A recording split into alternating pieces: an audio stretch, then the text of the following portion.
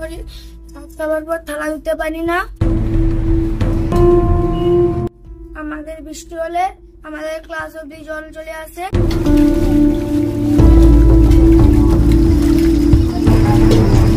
এনএইচটা উঁচু হয়ে গেছে, তার ফলে এখানে যে একটা জল নিকাশি নয়নজুলি বা খাল যাই হোক ছিল সেটা সম্পূর্ণ অকেজো হয়ে গেছে। অবশ্য বিরাট সমস্যা, অত জল বাড়ি বাড়ি গিয়ে ধোয়াধুয়ি করতে হয়, রান্নাঘরেও জল, রান্না করতে পারছি না, কাঠটার সব ভিজে গেছে। বৃষ্টি হলে স্কুলের সামনে জমেছে জল, আর সেই জলের মধ্যেই চলছে স্কুল। অসুবিধার মধ্যে পড়তে হচ্ছে শিক্ষক শিক্ষিকা এবং ছাত্রছাত্রীদের। এমনকি মিড ডে মিল রান্নার জায়গাও উঠেছে জল। এমন বেহাল দশা নারায়ণগড়ের বাকরাবাদ প্রাথমিক বিদ্যালয়ে। গত কয়েকদিনের বৃষ্টিতে জল জমেছে স্কুলের সামনে। বিদ্যালয়ের অভিযোগ, জাতীয় সড়ক সম্প্রসারণের পর থেকে নিকাশি ঠিক না করায় সামান্য বৃষ্টিতে জল জমছে, ফলে অসুবিধায় পড়তে হচ্ছে স্কুল কর্তৃপক্ষকে। সেই নোংরা জলের ওপর দিয়ে যাওয়া আসা করছেন শিক্ষক থেকে পড়ুয়ারা।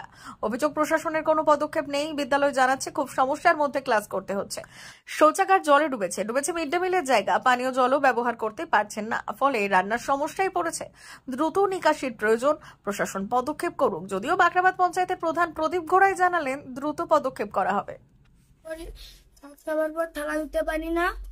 আমাদের বৃষ্টি হলে আমাদের ক্লাস অব্দি জল চলে আসে। এই যে জল আনতে গেলে জল পাই না, জল থেকে দুর্গন্ধ বাড়ায়। কতদিন ধরে থাকে এটা এরকম? প্রতিনিয়ত হয়? কি নাম তোমার? কোন ক্লাসে পড়ো? স্কুলের নাম কি? বাকরাবাদ প্রাথমিক বিদ্যালয়। এটা বাকরাবাদ প্রাথমিক বিদ্যালয়, আমি ভারপ্রাপ্ত শিক্ষিকা। অসুবিধা এই বিগত কয়েক বছর ধরে যে এনএইচ সম্প্রসারণ হয়েছে তারপর থেকেই অসুবিধাটা শুরু হয়েছে। এনএইচটা উঁচু হয়ে গেছে, তার ফলে এখানে যে একটা জল নিকাশি নয়নজুলি বা খাল যাই হোক ছিল সেটা সম্পূর্ণ অকেজো হয়ে গেছে। এর ফলে চারিদিক থেকে নোংরা জল একটুখানি বৃষ্টি হলেই এসে এখানে জমা হয়ে যাচ্ছে আমাদের স্কুল প্রাঙ্গণে। এবং প্রত্যেক বছরই এটা হচ্ছে, বিগত 2-3 বছর ধরেই হচ্ছে। এবছর তো একেবারে পুরো প্রাঙ্গণটাই জলে ভর্তি। দুটো যে পানীয় জলের কল, সে দুটো জলের মধ্যে ডুবে গেছে। রান্নাঘরের মধ্যে জল ঢুকে পড়ছে, রান্না করতে খুবই অসুবিধা হচ্ছে। বাচ্চারা খাওয়ার জল পাচ্ছে না। আচ্ছা, এই যে জল দাঁড়িয়ে গেছে, এতে মশা ডিম পাড়ছে, আর প্রচন্ড দুর্গন্ধ জলের। ছেলেরা খেলাধুলো করতে পারছে না, ক্লাসরুম থেকে বেরোতে পারছে না, বাথরুম গুলো ব্যবহার করতে পারা যাচ্ছে না, বাথরুমের তলা থেকে জল ঠেলে ঠেলে উঠছে আসছে। খুব শোচনীয় অবস্থার মধ্যে আমরা আছি। আমরা নিজেরাও বাথরুম ব্যবহার করতে পারছি না, ছেলেরা ব্যবহার করতে পারছে না, খাওয়ার জল পাচ্ছে না, আমাদের বিভিন্ন জায়গা থেকে ম্যানেজ করতে হচ্ছে। কতজন পড়ুয়া আছে এখানে? পড়ুয়া এখন এই বর্ষে 69, কালকে এখন হচ্ছে। কি নাম ম্যাম আপনার? বিথিকা দাস অধিকারী। প্রচুর অসুবিধা, কেন না আমরা বাথরুম যেতে পারি না। আজকে তো আমি পড়তেই থেকে গেছি, জুতো ভেসে চলে গেল। তারপরে আরেকটা বাচ্চা ছুটে গেছিল, দিয়ে সেখানে পড়ে গেল, দিয়ে আবার তাকে নিয়ে এসে ডেটল ফেটল দিয়ে ঠিকঠাক করলাম। রান্নাকারীরা বলছে রান্না করতে পারবে না, মিড ডে মিল বন্ধ হয়ে গেলে আবার আমাদের শোকজ করবে, তখন আমরা আরো অসুবিধায় পড়ে যাব। সেই অসুবিধার মাধ্যমে আমাদেরকে জ্বালানি কাঠ ভিজে গেছে, তারপরে একটু গ্যাস ছিল, তার মধ্যে আমরা রান্না করেছি আজকে। কিসের জন্য হচ্ছে, কি কারণ হচ্ছে? ওই যে NH60 উঁচু হয়ে যাওয়ার জন্য জল সব এইদিকে চলে আসে। আর যত রাস্তার উপরে দোকান আছে, যত আবর্জনা, প্লাস্টিক, থার্মোকল, কোনখানে ডিমের খোলা, সব ফেলছি।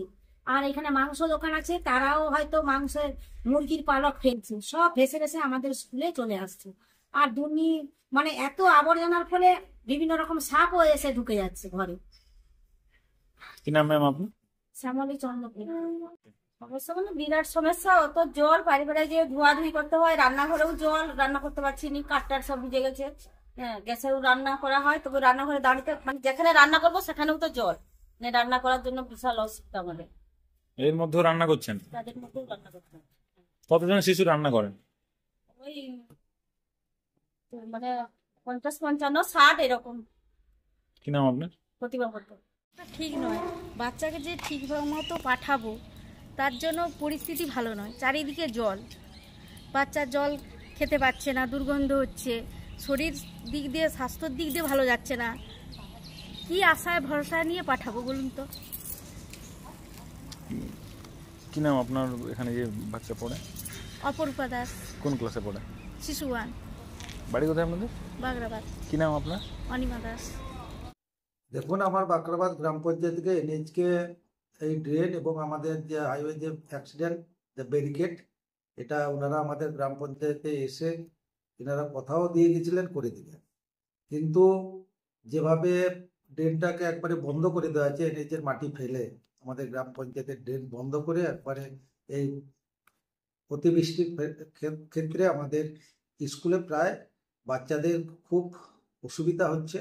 এবং আমরা গতকাল আমরা জেসিবি নিয়ে গিয়েছিলাম যে যাই হোক আমরা কিন্তু এ করবো, কিন্তু জেসিবির দ্বারা সম্ভব হয়নি।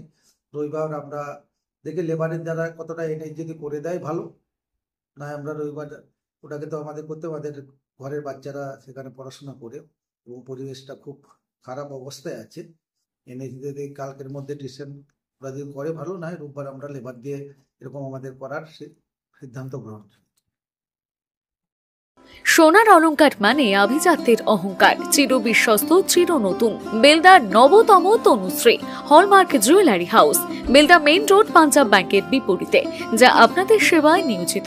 আপনি এখানে পাবেন 100% সোনা, রূপো ও ডায়মন্ড জুয়েলারির আধুনিক নিত্য নতুন ডিজাইনের সমস্ত গহনা। সব পছন্দের সেরা কালেকশনের গহনা পাওয়া যায়। Tanushree hallmark jewellery house, Belda main road, Punjab ব্যাংকের বিপরীতে। যোগাযোগ 9999399860 অথবা 9999349860। বিশেষ দ্রষ্টব্য, আমাদের এখানে গহনার মজুরিতে 10% ছাড় দেওয়া হয় এবং পুরনো হলমার্ক সোনার পরিবর্তে নতুন গহনা কেনার সময় কোনো খাত বাদ দেওয়া হয় না। Tanushree hallmark jewellery house, Belda main road, Punjab ব্যাংকের বিপরীতে।